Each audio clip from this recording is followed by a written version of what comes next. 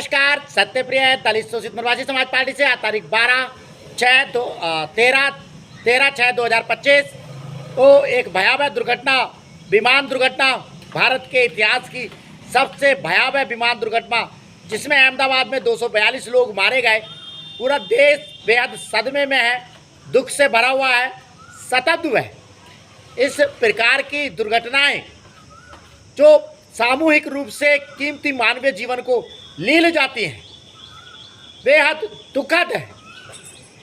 ये भारतीय एविएशन इतिहास में सबसे बड़ी मानवीय त्रासदी है एविएशन क्षेत्र की। यूँ इससे पहले सन 1982 में 83 में एक एयर इंडिया का प्लेन जो है मॉन्ट्रियल से कनाडा से भारत आते हुए खालिस्तानी आतंकवादियों द्वारा बम से उड़ा दिया गया था, जिसमें 300 समथिंग लोग मारे गए थे।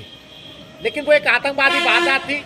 और ये जो कुछ हुआ है अहमदाबाद में कल, वो मानवीय चूक है, शुद्ध रूप से दुर्घटना है, जो सोचने को मजबूर करती है कि इन दुर्घटनाओं को, इन विमान यात्राओं को, चाहे वो विमान यात्रा है चाहे ट्रेन यात्राएं हैं, जहां हजारों सैकड़ों की संख्या में लोग यात्रा कर रहे होते हैं और मानवीय चूक की वजह से बेहद बड़ी त्रासदी का सामना कभी भी देश, मानव जीवन कर रहा होता है।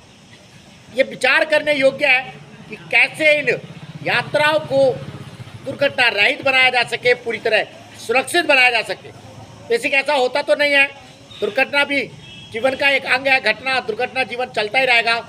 लेकिन फिर भी ये तो सोचना ही पड़ेगा कि यात्रा को ज़्यादा से ज़्यादा सुरक्षित बनाया जाए, जिसकी वजह से एक कीमती जीवन बच सके।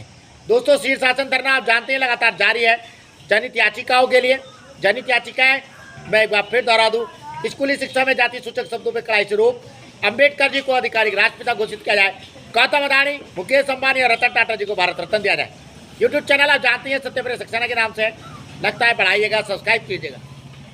तो जब पूरा देश इस भयावह दुर्घटना से शताब्दी है, दुख में डूबा हुआ है, हमारी संवेदनाएं उन परिवारों के प्रति है जिन्होंने अपने परिवार के बहुत सदस्यों को, माँ बहन बेटे को खोया, किसी नज़दीकी को खोया।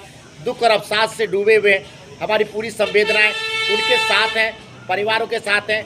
ईश्वर उनको इस दुख को जीने की शक्ति दे, मृत आत्माओं को ईश्वर जो है शांति प्रदान करे। एक बार फिर इस दुखद घटना के लिए हमारी संवेदनाओं के साथ में अपनी वाणी को विराम देता हूँ।